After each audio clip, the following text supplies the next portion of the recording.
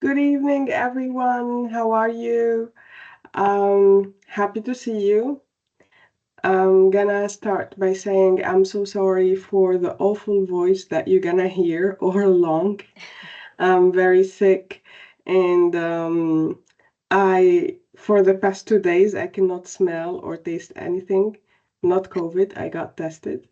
So sorry for the voice. I have with me today the amazing Yamini, and we're gonna wait a little bit like usual in the beginning for everybody to be here.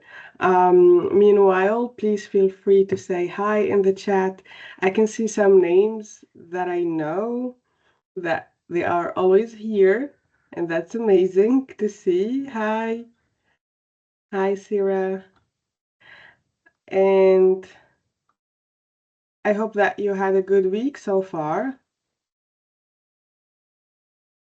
And how's the weather where you are? I can start myself. I'm in Brussels. It's raining, like raining, and it's very gray. Hi, Saskia.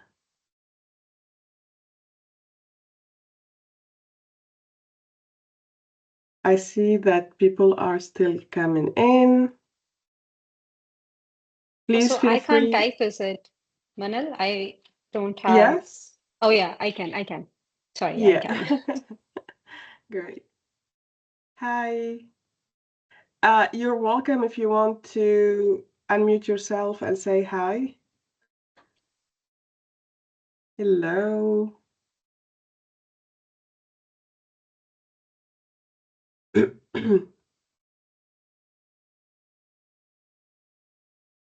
I see people still coming in.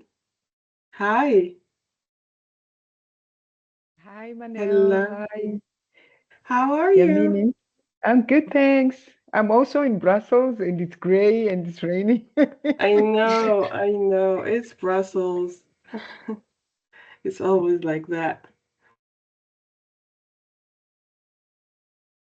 Hello. Thank you, Thera. I see people are still coming. I think we'll wait for 3 minutes, like 05, we can start. Mhm.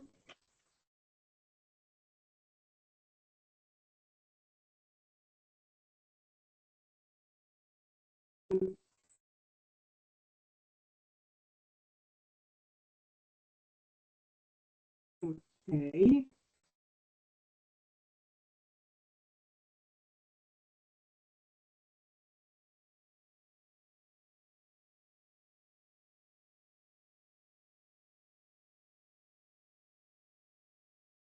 Hello. Hi. I'm seeing your messages also now. Thank you.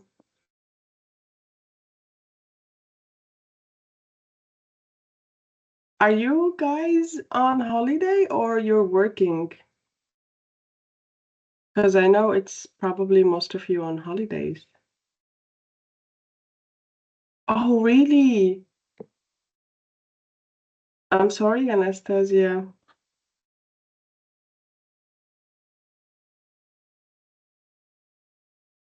We will be in Greece in September, all of us. So maybe we will meet in person in our event. Anastasia, did you get a ticket to our event? The tickets are for free. It's our annual conference. If you are in Athens, you can attend in person. It's only in-person attendance. Okay, great. I will get a ticket now. Yeah. All right, 1 minute more, ladies, and we will start. You can find the tickets on our website. You go to the conference and you can buy a ticket. But please only buy a ticket if you know that you will be there in person.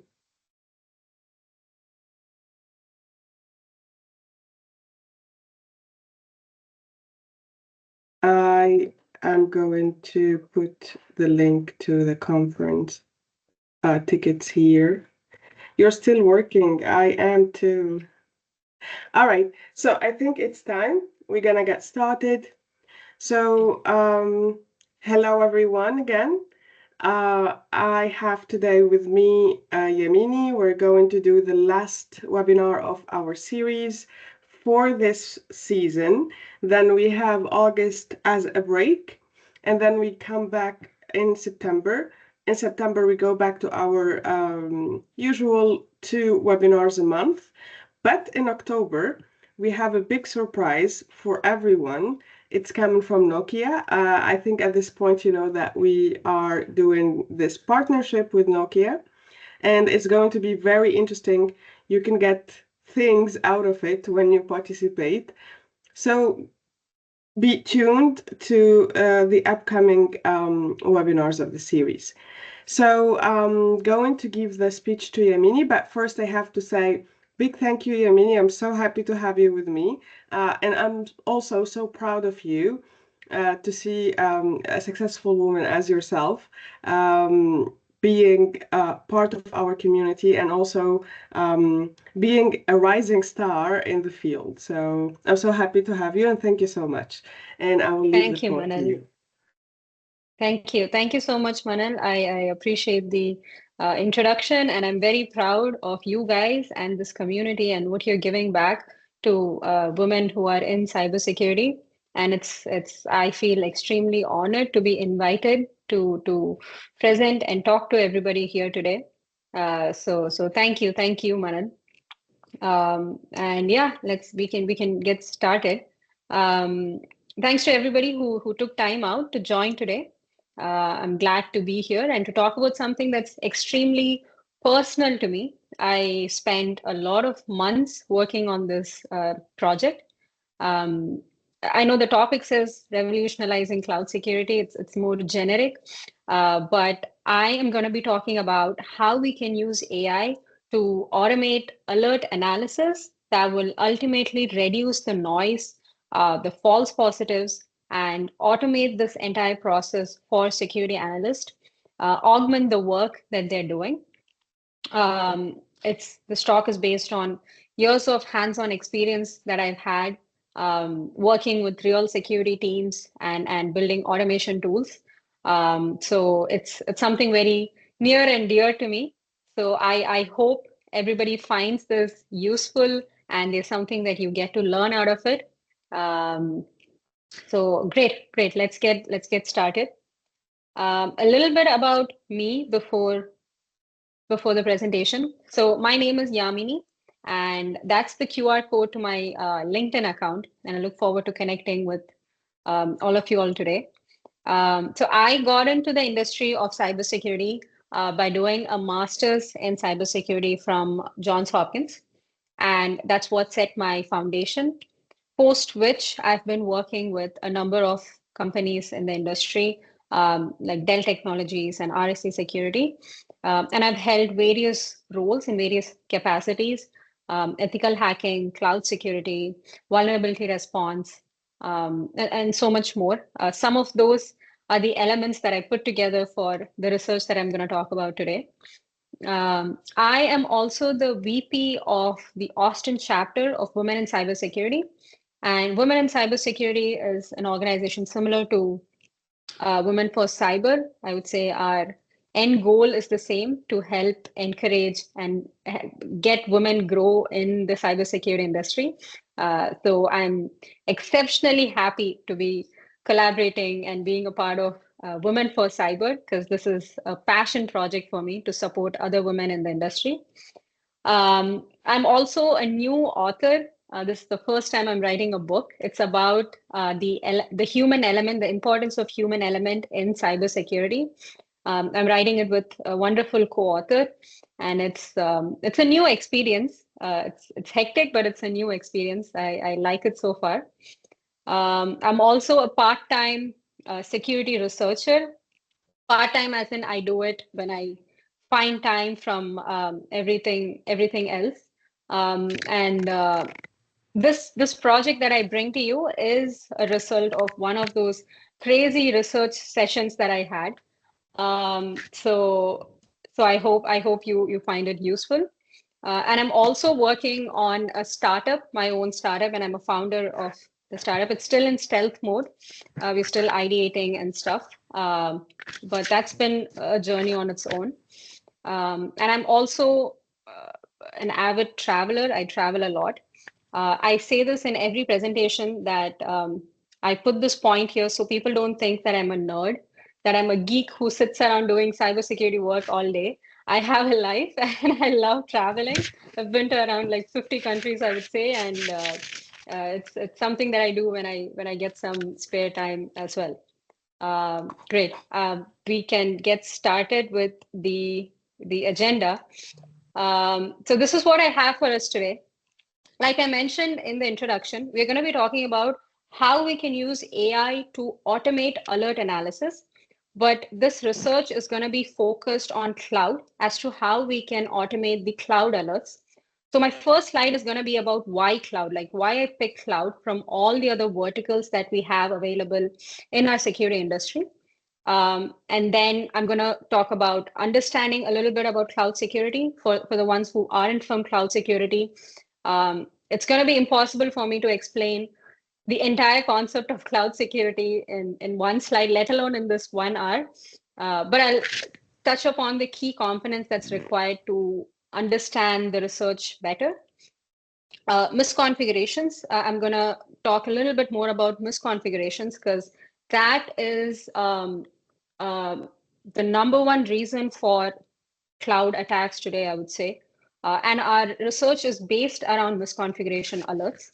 So I'll dive a little deeper into that. And GenAI in cloud, where I thought AI agents can help improve the current cloud security, what I found as pitfalls and what can be improved. I'll be talking a little bit about that, setting the stage for the research. And validation of misconfiguration is the research. That's the project that I worked on. So I'll talk about the kind of tests we ran, the kind of results we saw, and the benefits of this research that we are seeing. And finally, I have a case study. It's a real example and a POC of the engine working. I'll show you how we collect information, process it, and how the results look. So we will keep this technical and rooted in actual use cases. And we can have discussions in the end where I'm looking forward to hearing some wonderful questions and points from everybody. Great. So let's get started with why cloud. Let's start by understanding why the cloud is such a game changer and why securing it is extremely critical. The first reason would be scale of adoption. Cloud adoption has grown at a rate of 25% year over year. And today, I would say around 94% of all enterprises use cloud services in some capacity or the other. It could be for storage, for application, for security. In some capacity or the other, 94% of the enterprises are using it. And it's expected to go up to 95% by next year. So this is constantly growing. And this shift isn't just about convenience. It's more about scalability, flexibility, and enabling users to innovate more. By using cloud services, organizations are able to streamline their operations, enhance collaboration, and bring their products quicker to market than ever before. But with great adoption comes significant risk, and security breaches and security incidents in the cloud space are skyrocketing. It's been increasing at a rate of 300% since 2020. And the reason behind this is the complicated nature of the cloud structure or the cloud infra. Now, cloud has a shared responsibility model, which requires organizations to manage their configurations and their security protocols. For example, think of, so I'm going to be using a lot of AWS references throughout the presentation. Our project was also done on AWS infra. So I'm going to be using a lot of AWS terms throughout the presentation, just as a disclaimer. So now think of a cloud resource like an EC2 instance being set up in the cloud, and you run some application on EC2 instance. And now your responsibility is going to be to make sure that you have configured this EC2 instance in the right way by following best security practices to make sure that you do not create some misconfiguration while setting up this cloud resource, which is the base. And now on top of that, on top of the EC2 is where you run your applications.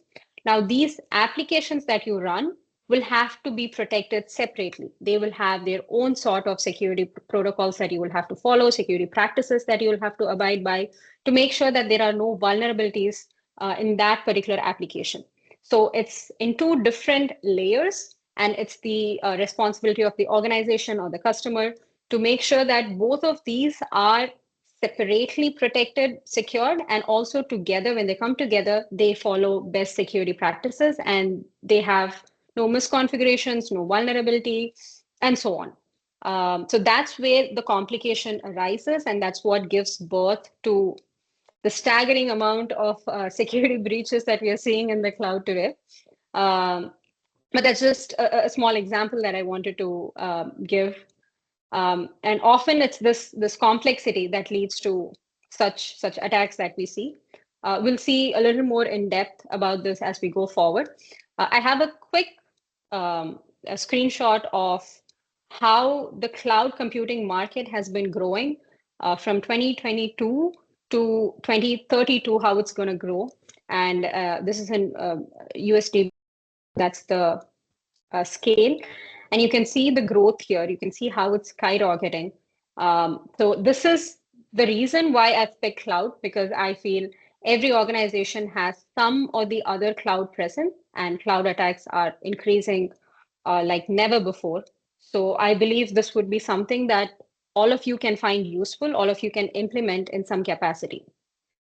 So now let's talk about understanding these elements in cloud security to make this research possible.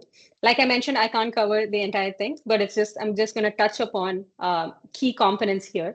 Now, to understand cloud security, we're going to have to start off with the foundation of cloud security, which is a shared responsibility model. Now, that is the model that you use when you are implementing cloud security. And what this means is security tasks in cloud security are separated, are distributed between the cloud service provider, the CSP, which is like AWS, GCP, Azure. Those are cloud service providers. And between the customer. Customer are organizations who use these cloud service providers. So your security responsibilities are split between these two. Now, for example, AWS secures the underlying infrastructure of this cloud. When I say underlying infrastructure, I mean servers, networking, and data centers. All of those are going to be protected by AWS. That's their responsibility. Whereas customers are responsible for securing whatever it is that you put up in the cloud. It can be storage, can be files that you upload, it can be applications that you run, or configurations that you set up of individual cloud resources. That relies on you as well. Like that's your responsibility to secure these individual components. Well, with that out of the way, let's look at each of these elements. The first one being access and identity management. So the first layer of defense is making sure that you control who has access to what and who has visibility to what in your cloud. And tools like identity and access management, or IAM, help define roles for particular users and privileges that these users have. This ensures that users only have access to what they need and nothing more. And this is the privilege. This is the principle of least privilege that we often implement in a number of places. To further enhance security, you can use concepts like multi-factor authentication, or MFA, which create that another layer of security, another layer of defense. But unfortunately, in today's world, attackers and attacks are becoming extremely intelligent, and they are finding ways to bypass MFAs as well, like with these AITM attacks, which are on the rise, session hijacking attacks, in which they find bypass MFA as well. But that's just an indication that we need to keep ourselves updated, keep ourselves um, read more about all the attacks that are happening and understand these attacks, so we can also improve our defense as intelligently as possible to stay away from these. Um, the next one would be data protection. Now, data protection is kind of like the crux of cloud security. All these attacks that we hear about are data breaches, are data leaks, most of them. The Snowflake attack or Microsoft, whatever it may be, most of them are data breaches, meaning these attackers are after the data that you store. It could be the organization's data, or it could be customers' data that are stored in the organizational database.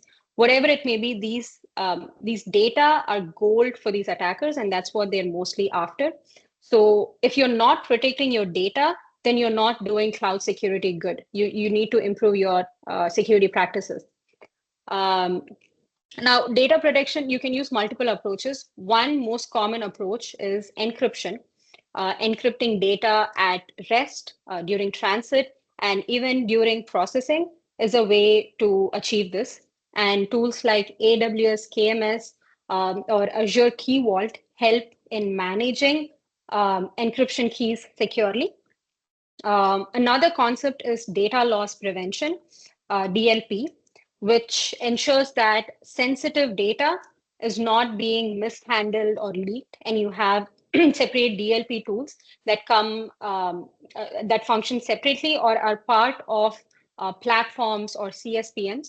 We'll look more in depth about what CSPMs are, but DLP is becoming more and more coming to become more and more in demand because of all these attacks that we are seeing. The next one is workload security. Now, workload security refers to the applications that run on your cloud resources in your cloud environment. Every application or every workload that's running in the cloud needs its own set of protection and security policies. And cloud workload protection platforms, or these are known as CWPPs, scan these workloads for vulnerabilities and enforce these security policies, and also provide real-time protection. These are a set of tools by themselves. And this is especially required and important for modern environments that are containers or serverless computing. These are more in need for workload security or CWPP tools that I just described. The next one is configuration management. We will see a little more in depth about configuration because A, the research revolves around misconfiguration. B, misconfigurations are the number one reason for all these cloud attacks to take place.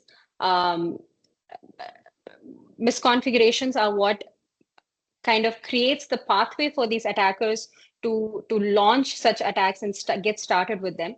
Now, what is a misconfiguration is, we talk about our cloud environment is built up with a number of cloud resources. And to spin up each of these cloud resources, you need to follow a set of rules. For EC2, which runs applications, has a separate way of being configured, which when you don't follow, gives birth to misconfigurations. It's similar for S3 storage buckets. So each of these are cloud resources which have to be configured the right way. If not, is when misconfigurations arise. And there are tools to scan these cloud resources to find out misconfigurations that are present. And these are called CSPMs, Cloud Security Posture Management. And these automatically check your configurations to ensure best practices are followed. For example, it can flag when a storage bucket is by mistake set to public, and it can fix it before it's being exploited.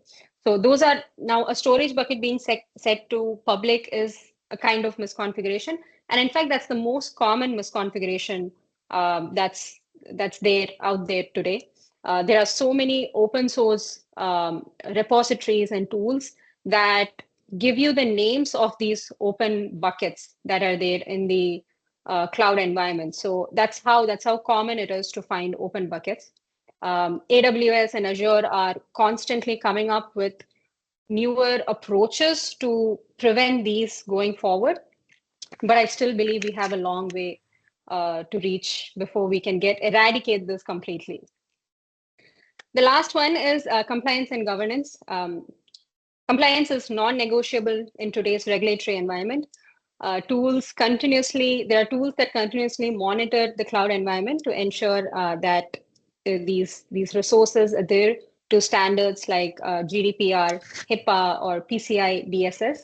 And they generate reports that will enable the customers and the organizations to maintain transparency and to avoid any sort of penalties or avoid attacks, which is our ultimate goal. But these are the key components of cloud security that I would like you to take away, whether you use it for the research or for your own understanding. Um, I'm going to be talking about next. I'm going to be talking about what I saw as the drawbacks in cloud security, and where I thought the upcoming AI agents or Gen AI could be used to help that. But before that, we have a small Q&A set up for you guys. Manal will help me with that. Yes. We have, yes, please go ahead, Manal. So as Yamini said, we're going to share with you a small question and you're going to answer to it. So I'm sharing it right now. It's loading. All right. So can everybody see this? Right? No? Yes? Let me know. Yes, I can see it. Not sure. Okay. I'm going also to share the link here. And if you need the code, let me know. So could everybody confirm that you can see this? You can write yes in the chat box or unmute yourself or anything like that, just so I can know before we start, everybody see it. Okay, Oh, one of them Alexandra. can't see it. Yeah. I can see it. I see some of you already started. So Alexandra, could you please click on the link that I put in the chat? If you can see it from the link, you don't have to worry about the screen. But let me know if you use the link and it's working for you. There is a word I should enter to see the question. Okay, I'm gonna share that with you just now. Just a moment. Okay, there is the code. Copy pasting it in the chat box. Thank you. Sure. Meanwhile, everybody else, could you please write your answer to the question? And we will have our screen like a whiteboard where everybody writes their answers and we can see them in real life time. There is no wrong answer here. We're just collecting your ideas or what you think. I'm seeing some very interesting answers. So I can explain the question further if you want, Right, to please make the do. process easier. So the question is, where do you see not just Gen AI, but AI altogether, AI agents, LLMs, where do you see these helping you in your day-to-day job? Like, where do you think there's a gap right now? And where do you think using these AI agents will augment your work, will make it easier for you? That's the question. And I see some very, very interesting simulates phishing, writing audit reports. Oh my God, tell me about that. I would be so happy if I had AI agents that could write reports for me. Oh, we have 2 audit report writings. Okay. Manages the boring work. Yes, I'm on board for that. We have only 9 questions now out of 27. So please don't be shy. Write whatever you think. There is nothing wrong or right here. We're just trying to figure out what is the general knowledge Thought about this. process. So Yamini can point out these later on when she finishes explaining. So please Yep. don't be shy. I will give it just one more minute and then we will stop taking answers. So please go ahead and write whatever you have in mind. We see a lot of audit reporting.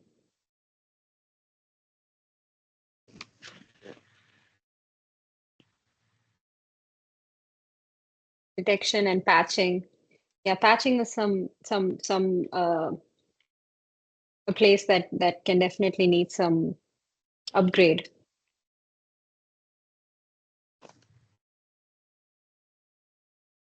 I like managing the boring work.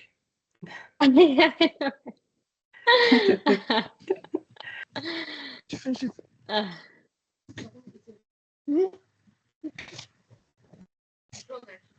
Okay, I think I'm going to stop with the answers collection. All right, so here are the answers that we have, Yamini, for now. mhm, So I'm going to stop with that. correct. Okay. I see a lot of efficiency detection. Will I be able to see this after the presentation, Manal?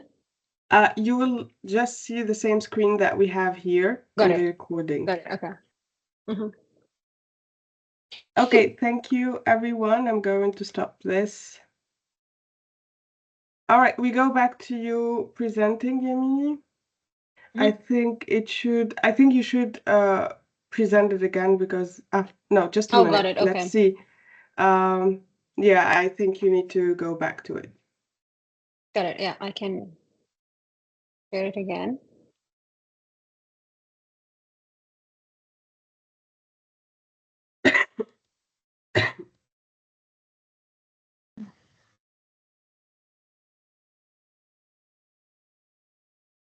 So do you see my screen? Yeah.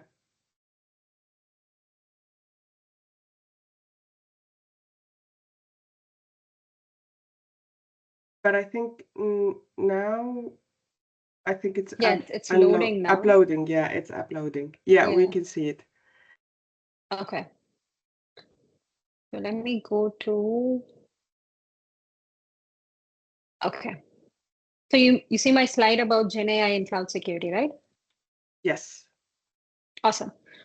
So so the exercise that we just did, where you guys identified gaps in your day-to-day security work, your day-to-day workflow, and thought these are places where Gen AI agents or AI can help you. So I had a similar thought process. I was working on some cloud security project, and I saw the drawbacks of the current practices that we have. And I thought this can definitely be improved. I kept thinking about it, but I didn't know how to do it up until Gen AI and AI agents came along. And I thought, okay, let me give this a stab. So we spoke a lot about cloud environments and cloud resources and how cloud is being adopted by a number of organizations today. Now, think of larger organizations. They are going to have in their cloud environment, they're going to have tens and thousands of cloud resources. And each of these cloud resources are going to have number of misconfigurations by themselves, like each resource. So when you scan these cloud environments with a CSPM tool, you're going to get thousands of misconfigurations. You're going to find thousands of alerts. Now, how do you validate these alerts? How do you make sure that which alerts are the ones that you need to get to immediately? How do you deal with so many of these alerts? Now, I know some of you are going to tell me that these alerts are going to be ranked by themselves. They're going to have criticals, highs, and mediums and lows. So you can use that. But what I want to tell you is not all alerts that have been ranked as critical are the same level of critical. So what I mean by that is for a misconfiguration to be exploited into a successful attack, just one misconfiguration is not sufficient. A misconfiguration needs to align with a vulnerability and context. A combination of these three elements of context, misconfiguration, and vulnerability is what gives way to an attack path. Let me explain that with simple examples. Now, let's go back to an S3 bucket because that's the most common misconfiguration that's there today. Imagine you set up an S3 bucket in your cloud environment and you set it to open to public. It's like anybody in the public can see it or public can upload it. That's the misconfiguration that you created. And say that is the misconfiguration. That is one element. The second element would be context. And what I mean by context is nobody can just randomly attack your cloud resource or your cloud environment. They will need some sort of information about your cloud resource before they can launch an attack, like your credentials or your bucket name, or your network settings, your port number. They need some sort of information like that. And I think I spoke about this earlier. There are a number of open source repositories that have these data stored. There's something called Grey Hat Warfare, there's GitHub repositories, there's Shodan. All these have names of open S3 buckets, and they have other further credentials that you can find. So say this S3 bucket that you incorrectly configured, say the name of that bucket has been leaked somehow in one of these repos. Now that is context. So you have two elements now. You have misconfigurations and you have context. Now the third would be vulnerability. Say somebody gets this information from this repository and are able to exploit this misconfiguration and they're into your cloud environment now. They still need something to exploit. They still need something to gain from it, and that's where a vulnerability comes in. Say you have some sort of CVE in your file or your application or something, and when they exploit that, it causes higher damage than somebody who has just entered your cloud and does not have a path from there, a further path. It is extremely dangerous when somebody exploits a misconfiguration and gets into your cloud, but that is less important compared to when there is a vulnerability that can be exploited. So what I mean is misconfigurations that align with these other two components of context and vulnerabilities are way more dangerous than a critical misconfiguration that does not align with these components. So that is the context. Now, these CSPM tools that find critical misconfigurations do not have the visibility to tell you which ones are exploitable. Think of these misconfigurations are exploitable misconfiguration, whereas the others are critical misconfigurations. CSPM or no other tool out there has the capacity, not yet at least, to tell you which ones are exploitable misconfigurations. And those are your most critical ones because you need to get to those and remediate those before attackers can get there. So that is the gap that I saw when I was working with this. And this lack of having this will lead to, without using GenAI, how this works now is humans manually do this. They go in and they exploit vulnerabilities, misconfigurations that they think are exploitable or that could lead way to devastating attacks. They pick some of those and they go in, and they're pen testers who exploit these in a sandbox. The problem with that is you will have to come across a number of false positives because there's no indication as to which ones are exploitable. That's the first step that's being done by your pen testers. Number two is time and effort. Now, imagine having to go through, like, let's take this example that I have here in the screen. Imagine having to go through 64 critical misconfigurations. That's going to take you a lot of time and effort. Say an attacker happens to get to a misconfiguration before you, then we are at loss. He's going to be able to exploit it before you got to remediating it. And the last one is decreased visibility that I spoke about. Tools do not have the capacity yet to show you which ones can be exploited based on the information that's available out in the internet or the vulnerabilities that's present in your cloud environment. There are tools that do this separately, but not together, and do not have the exploitability of these put together based on real-time information. So these are the drawbacks that I saw. And now when I talk about Gen AI or AI agents, I know everybody's going to come up with, what about hallucinations? I know everybody's heard this word. What about hallucinations? Won't these agents hallucinate when they're helping us? They do. Agents do hallucinate. But there are ways to limit those and reduce those with continuous research.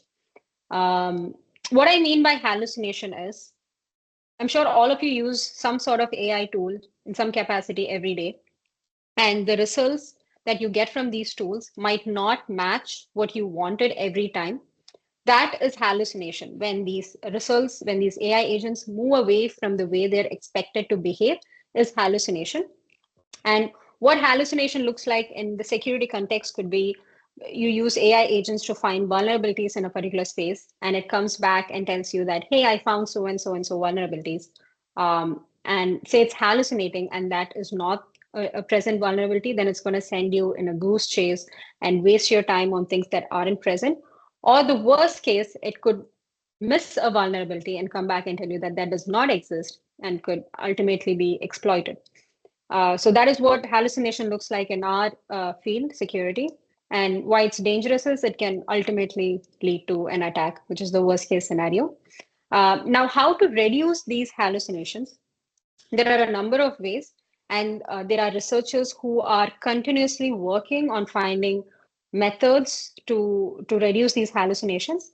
The ones that I've listed out here are the ones that worked the best for me. I tried out a few more options also, but these are the ones that gave me the best results. So if you're interested in this, I would encourage you to look up more options and see what works best for you and your project. So the number one is grounded in real time. That is, you vet the information that you provide to these AI agents for training them. You make sure that the information that you provide is something that has been curated by you, and not something that's been collected by the agents themselves. And when I say that something, it should be something that's in real time, all agent calls should query live cloud APIs like AWS STS or IAM or EC2 describe calls. LLMs shouldn't be allowed to guess in this stage, and they should interpret actual data. That will help them from not hallucinating. The second one is a feedback loop where you can interact with these agents, just like how your ChatGPT would work. When it gives you a result, you can give your feedback as to how close it is to the expected result or how far away and what has to be changed. And you can train your AI models to use this feedback for the next round of training. So it will use the information that's already been fed along with the feedback that you provide. So it stays closer to reality. The third one is agent-aided validation. This is, I think, the coolest method we tried and the one that gave us the best results. Agent-aided is you use multiple agents to check the work of each other. It's like peer review. Say there's agent A that has to find vulnerabilities in the environment, and there is agent B that needs to check the work that's been done by agent A. And you can use any method that you want. You can make agent B also go scan and find vulnerabilities and then finally compare the results, or you can make agent B check the results that agent A has found across what's present in the industry. The method depends on you and what you're trying to achieve, but using agents against agents is them doing their own work, like I mentioned, peer review, and that's given us the best results so far. The last one is step-by-step reasoning, where you make these agents show how they are coming to a conclusion. In each step that they progress, they can show you what it is that they're working with, what is the reason for them to come to a particular conclusion. Now I'm going to go back to example of ChatGPT again, because I know that's the most used AI tool out there. There's ChatGPT, and there is, I know ChatGPT released a newer model called O3, but there's also Perplexity. If you compare the normal 4.0 model of ChatGPT and how the normal Perplexity works, you can see that Perplexity does the thinking process, and that's visible for you to see. So you see Perplexity telling you that this is what I'm thinking, this is what you asked for. I've pulled this link from the internet and I find this particular information from this. So I'm thinking that this is something that would work for you. So the thought process is what I mean by step reasoning. And that is something that helped us as well. And when I show you the POC, you'll be able to see how we show that to the ones who are using this engine. And I believe this also in our security field, I feel like this also kind of generates trust for anybody using it, because that plays a big role. So the next one is, now that we have gotten the basics out of the way, validation of Yamini, just a misconfiguration. moment. Yeah. Sorry to interrupt you. We don't have much time left, about 4 minutes maximum. Got it. Yeah, I'll wrap it up in 4 minutes. So validation of misconfiguration is the research that I've been talking about. And I'm pretty sure you understood what I was saying for all this while. So how the engine that I built works is, it's gonna use an open source CSPM tool, go in and scan cloud environments, and the results, the misconfiguration alerts that are found by the CSPM tool is going to be sent to the AI engine that's built. And once these alerts are sent, all these AI agents that have been trained will go in and automatically exploit each of these misconfigurations to find out which ones can be exploited, or in other words, which ones are in alignment with vulnerability and context and can lead way to devastating attacks. This is the crux of the engine that was built. And while using this, we noticed a number of advantages. Number one being elimination of manual validation, which also removes human error, scope for human error. The second one is it provides concrete evidence, and I'll show you how it does that when I show you the video. And third one is it reduces false positives, because before a human can get in, there is an agent that goes in and checks all this. So you don't have to deal with the false positives. It's being reduced to a drastic number. When we tried multiple tests with this, and one database that we used had close to 200 alerts.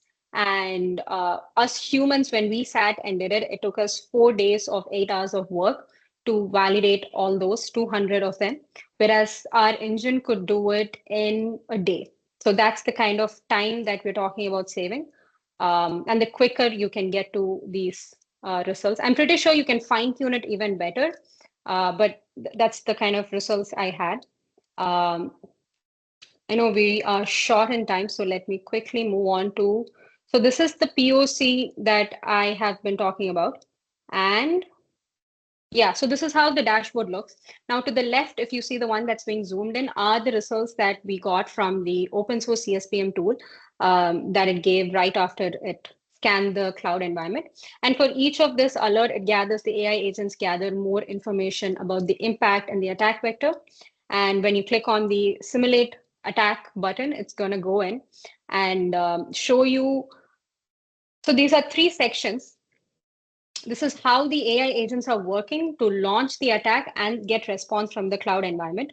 This attack command that's being zoomed in are the attacks, the commands that are being launched by the AI agents. And the one right below that, the command output, is how the environment is responding to these attack commands that are being launched. And what you see towards the left, the AI playground, is how these agents are thinking. So if you look at, say, line 3, bypass attempt, it says the slash image object is protected against direct metadata access using so-and-so. I'll attempt to bypass this restriction by encoding the URL. So it observes something and it thought about it and it's telling you what it's going to do, and it gives you the reasoning as to why it's doing that. So this is step-by-step reasoning, and when you see it when you're using the engine, you feel more safe, you feel more secure, or you can modify it however you want to. So here, finally, we see that this particular misconfiguration was found to be exploitable. That's the final output here. It's saying it does have a vulnerability that can be further exploited. So this is something that needs to be fixed. Now, the human can finally come in and just validate the ones that have been already found and marked as critical by these AI agents.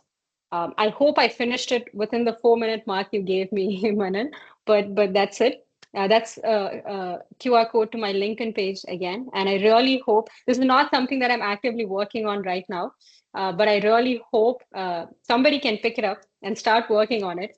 I would love to connect with anybody who wants to talk more about it and wants some resources or tools that I used. I would be happy to share that with everybody. Well, that's perfect. Thank you so much. It's perfect on timing also. And Thank now you. it's time for Q&As. So if you please have any questions, just raise your hand, unmute yourself, or you can, if you're not comfortable with speaking, you can write it down in the chat box and I will read it for Yamini. So go ahead, please. Anyone wants to go first?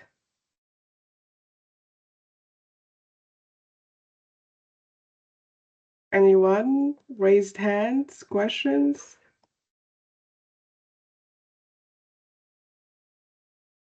Okay, we have one from Denise. I'm sorry if I'm mispronouncing names.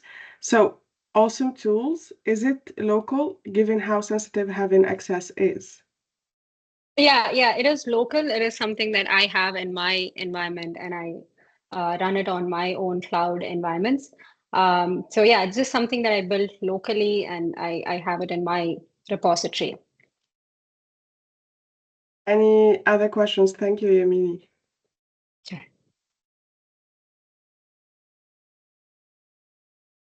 Raised hands if you have a question, or you can type it down in the chat box and we will try to answer it. Meanwhile, we're waiting for your questions. Judy, yeah.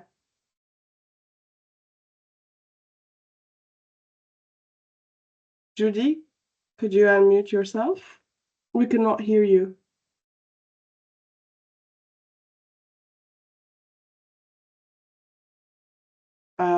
I saw that you raised your hand, Judy, but we cannot hear you. I don't know. Did you change your Or you mind? can type it, or you can type it in the chat box as well.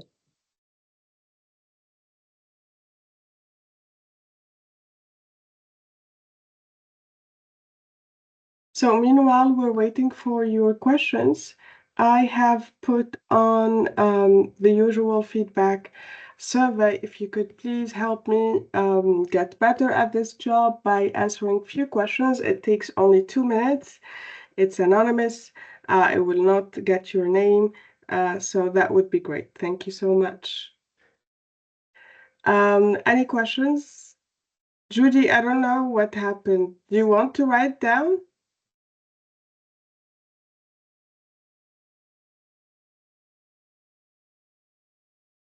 Okay, so if we don't have any further questions, I think we can wrap it up.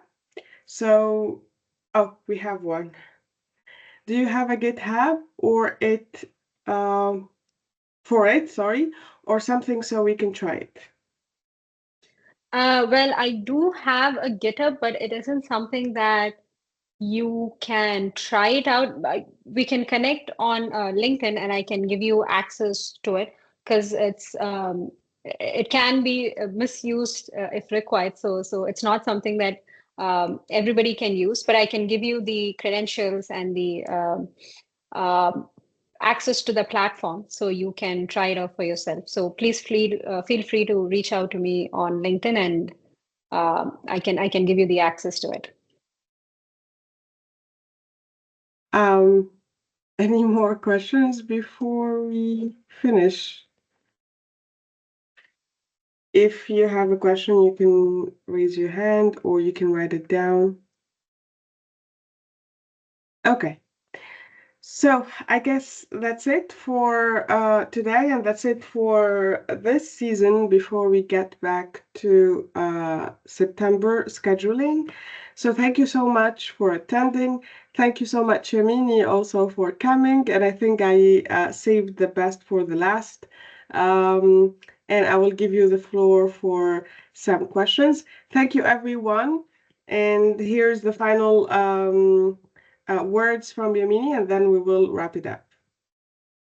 Thank you. Thank you so much, Manal. The process was extremely easy and pain-free, and I appreciate working with you. Thank you so much for inviting me. And thank you to everybody who took time out to listen to the talk today and for being really engaging. I appreciate it. And I look forward to connecting with all of you and keep this conversation flowing. Thank you. Thank you, Yamini. Thank you, everyone. And I hope for you a relaxing summer and see you soon in September. Bye, everyone. Bye, Yamini. Bye-bye. Thank you. One thing more, you will find the recordings uploaded in our website. We have a website page for our recordings, so you can check them there. But remember, we upload them about a month after. It's just so we keep the live interaction of a higher value than just watching recordings. Wonderful. Wonderful. Thank you. Thank you, everyone, and see you. Bye. Thank you. Bye-bye.